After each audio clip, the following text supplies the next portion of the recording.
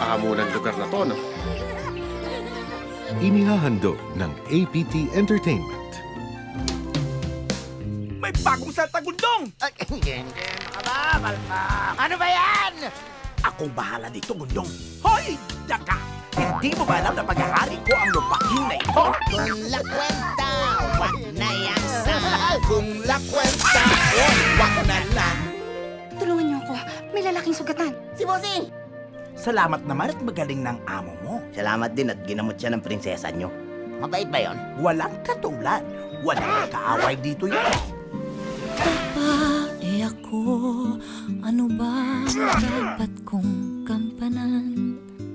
Sinanay kita para maging karapat-dapat na pinuno ng Tawilisi. Ikaw at ang lalaking iyong makakaisang dibdib. Wala yan sa amo ko.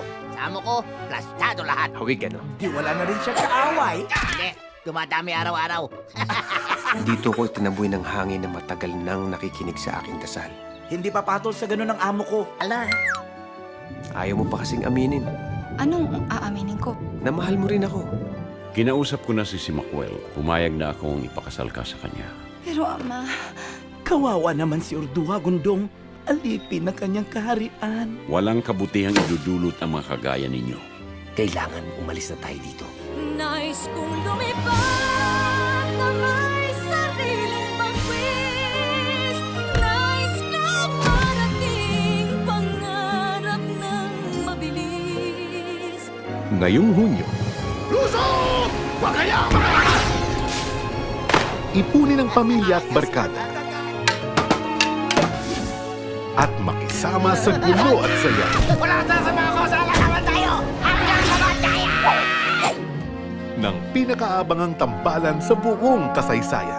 Maghihintay ako kahit gaano katagal. Ang mga cute na katulad namin, may pakinabang din naman. Natagpuan ka na ng puso ko, Ordua. Wala na akong hahanapin pa. Isinabuhay sa mga boses ni na